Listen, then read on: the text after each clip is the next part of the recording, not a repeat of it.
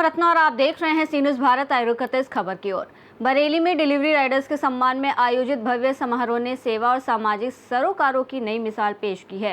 हजारों राइडर्स की मौजूदगी और भारत माता की जय के नारों से पूरा माहौल देशभक्ति और सम्मान की भावना से गूंज उठा।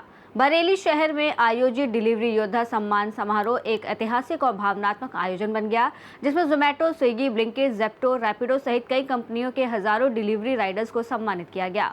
कार्यक्रम में बरेली के महापौर डॉक्टर उमेश गौतम, पार्थ गौतम फाउंडेशन के अध्यक्ष पार्थ गौतम, मीडिया प्रतिनिधि, सोशल मीडिया इन्फ्लुएंसर्स और बड़ी संख्या में राइडर्स मौजूद रहे। पूरा सभागार देशभक्ति के नारों से गूंज उठा और माहौल उत्साहपूर्ण बना रहा।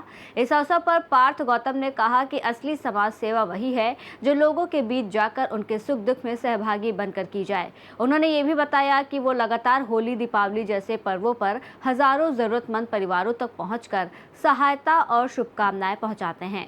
कार्यक्रम के अंत में सभी डिलीवरी राइडर्स को हेलमेट, इंसुलेटेड पानी की बोतलें और भोजन पैकेट वितरित किए गए। राइडर्स ने तालियों की गड़गड़ाहट के बीच डॉक्टर उमेश गौतम और पार्थ गौतम का आभार व्यक्त किया। और बड़ी आपने एक अच्छी चीज दी है, कार्ड भी दिया है ये इलाज के लिए, उसके बारे में बताइए। आज बरेली के जो डिलीवरी योद्धा हैं उनका सम्मान हम लोगों ने करा है और इसमें हम लोगों ने कई चीज़ों का ध्यान रखा है। जब मैं इनके साथ पहले बैठा था तो उन्होंने कहा कि हमारा अगर कभी डिलीवरी करते हुए कोई घटना हमारे साथ हो जाती है तो हम लोगों का इलाज निःशुल्क हो। इसके लिए हम लोग चाहते हैं कि कुछ आप करें।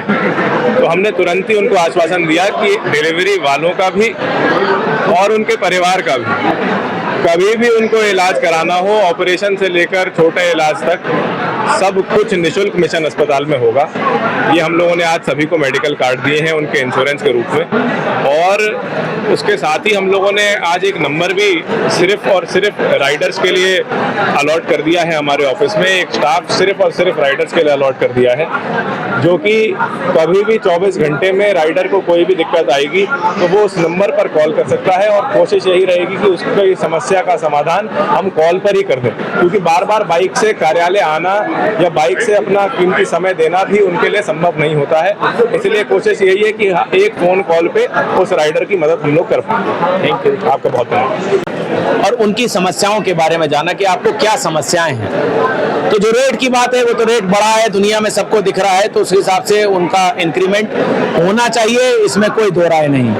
लेकिन उनकी जब जनरल समस्याओं के बारे में बात हुई तो मेरा दिल और खास तौर से हमारे पार्थ का दिल तो द्रवित हो गया। उन्होंने कहा कि बाबा आज इन लोगों को डिलीवरी कर रहे हैं जहां 45 और 47 डिग्री का टेम्परेचर है, ऐसे लोगों के लिए भी कुछ करना चाहिए, उनको भी कुछ सम्मान मिलना चाहिए।